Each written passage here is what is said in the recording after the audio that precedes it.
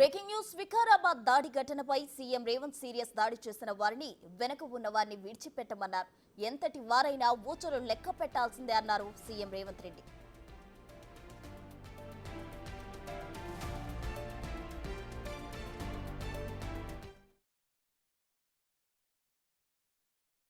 ఆయన ఇప్పుడు గవర్నర్ గారు ఇచ్చే అనుమతి నుంచి తప్పించుకోవడానికి ఢిల్లీ చుట్టూతో చక్కర్లు కొడుతున్నాడు.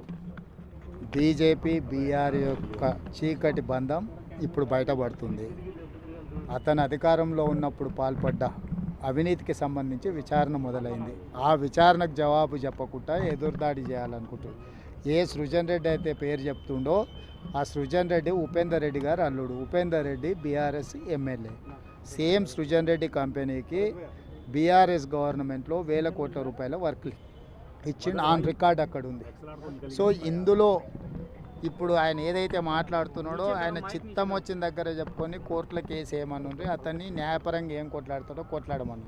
ఇప్పుడు కేవలం ఆయన కుటుంబం దోసుకున్న విషయాలను చర్చ జరగకుండా ఉండడానికి నా మీద ఆరోపణలు చేయాలని అనుకుంటుండు. తెలంగాణ రాష్ట్రంలో ఆంధ్రప్రదేశ్లో ఏ రెడ్డి అయినా నాకు ఏదో రకంగా దూర బంధువు దగ్గర బంధువు అవుతాడు. రెడ్డిలు అయినంత మాత్రాన నా బంధువులను లేకపోతే నేను వర్కులు ఇచ్చినాను. ఇప్పుడు అతను చెప్తున్నట్టు ఆ టెండర్లా లేదనుంటే అతను లీగల్ ఫైట్ చేయనియండి, ఎవరొద్దు అంటుర్రు. రెండవది, బీజేపీ పెద్ద అవినీతి పార్టీ, బీజేపీనే అంతం చేస్తామని చెప్పిన కేటీఆర్ బీఆర్ఎస్ ఇప్పుడు సేమ్ అదే బీజేపీ వాళ్ళ దగ్గరికి వెళ్ళి మేము లెటర్లు ఇస్తున్నామని అంటున్నారు. దీన్ని ఎట్లా అర్థం చేసుకోవాలి? మహారాష్ట్రలో ఇప్పుడు ఎవరిని గెలిపించాలనో ఎవరిని ఓడించాలనో చెప్పట్లేదు. గెలిపించేది చెప్పకపోయినా ఓడించేటోళ్ళ గురించి మాట్లాడాలి కదా. అదే కదా, 6 గ్యారెంటీలు మీరు అమలు చేయలేదు, కాంగ్రెస్ కోటేయద్దు అంటున్నాడు. అంటే ఎవరికి వేయాలి? మోడీకి ఏమనే కదా. ఇప్పుడు మొదట్లో వాళ్ళు అధికారం కోల్పోయినారు, రెండవసారి డిపాజిట్లు కోల్పోయినారు, మూడవసారి మెదడు కూడా కోల్పోయినారు. దీంతో వాళ్ళకున్న మెదడు కూడా కోల్పోయిన పరిస్థితులు ఉన్నాయి. వాళ్ళని చూసి జాలిపడడం తప్ప వాళ్ళ గురించి ఇంకా మనం చర్చించుకోవడం వల్ల పెద్ద ప్రయోజనం లేదు.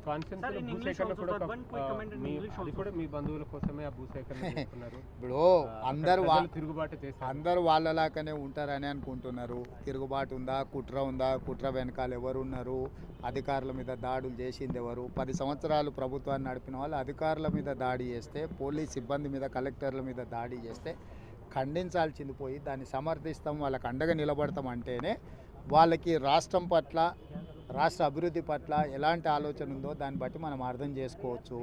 ఈరోజు కలెక్టర్ల మీద లేకపోతే ఇతర పోలీస్ అధికారుల మీద దాడిని ఎవరైనా ప్రభుత్వంలో ఉన్నవాళ్ళు కానీ ప్రజాప్రతినిధులు కానీ ఎవరైనా సమర్థిస్తారా? మీడియా మిత్రులుగా మీరు సమర్థిస్తారా? ఇవాళ భూసేకరణ చేయాలన్నా వద్దా అనేది ఒక అంశం. భూసేకరణ విషయంలో బీఆర్ఎస్కి ఏం అభిప్రాయం ఉన్నా వాళ్ళు చెప్పొచ్చు. అక్కడ భూమి కోల్పోతున్న వాళ్ళు నిరసన తెలపడానికి కూడా వాళ్ళు నిరసన తెలపొచ్చు, తప్పులేదు. కానీ అధికారుల మీద పాశవికంగా దాడి చేసి వాళ్ళని చంపాలనే ప్రయత్నం చేయడాన్ని ఏ రకంగా బీఆర్ఎస్ సమర్థించుకుంటుంది? అంటే ఈ సంస్కృతి రేపు పొద్దుగాల ఇదే దాడి బీఆర్ఎస్ నాయకుల మీద జరిగిందనుకో, ఒక ఊరిలో వెళ్ళినప్పుడు అంతకంటే ముందు మాకు అన్యాయం చేసింది కాబట్టి ఇప్పుడు మిమ్మల్ని దాడులు చేస్తామని అన్నారు అనుకో, ఆ దాడులను కూడా బీఆర్ఎస్ వాళ్ళు సమర్థిస్తారా? ఖచ్చితంగా ఈ దాడులను తీవ్రంగా ఖండించాల్సిన అవసరం ఉంది. దాడులు చేసిన వాళ్ళు, దాడులను ప్రోత్సహించిన వాళ్ళ పట్ల రాష్ట్ర ప్రభుత్వం కఠినంగా వ్యవహరిస్తుంది. ఎంత వారులున్నా, ఎంత పెద్దోళ్ళున్నా ఊచలు లెక్కబెట్టక తప్పదు. ఎందుకంటే అధికారుల మీద దాడులు చేస్తే చూసుకుంటూ రాష్ట్ర ప్రభుత్వం ఊరుకోదు. ఈరోజు రెవెన్యూ శాఖ కావచ్చు, పోలీస్ శాఖ అధికారుల మీద దాడులు చేస్తే మేము వాళ్ళకు అండగా నిలబడతాం దాడులు చేసే వాళ్లకు అని చెప్పి ఈరోజు బీఆర్ఎస్ పార్టీ కేటీఆర్ మాట్లాడుతున్నాడంటే వాళ్ళు ఏమనుకుంటున్నారు? అంటే రాష్ట్ర ప్రభుత్వం చూసుకుంటూ ఊరుకుంటుందని అనుకుంటున్నారా? రాష్ట్ర ప్రభుత్వం ఈ రకంగా దాడులను ఒకవేళ వదిలేస్తే ఈరోజు వాళ్ళని చేసి ఉండొచ్చు, రేపు వీళ్ళ మీదనే దాడులు జరిగితే ఆ రోజు చర్యలు తీసుకోమని అడగరా? ఈ దాడులను ఇట్లనే వదిలేస్తే రేపు బీఆర్ఎస్ వాళ్ళ మీద కూడా దాడులు జరిగితే కేటీఆర్ ఇదే మాట్లాడతాడా? కాబట్టి దాడులను సహించము. ఏ విషయం ఉన్నా చర్చించడానికి ప్రభుత్వం సిద్ధంగా ఉంది. దాడుల విషయంలో ఖచ్చితంగా కఠినంగా వ్యవహరిస్తాము. ప్రత్యక్షంగా దాడులు చేసిన వాళ్ళను, దాడులను ప్రోత్సహించిన వాళ్ళను, ప్రోత్సహించే వాళ్ళ వెనకాల అండగా నిలబడ్డోళ్ళను అందరి సంగతి రాష్ట్ర ప్రభుత్వం తెలుస్తుంది.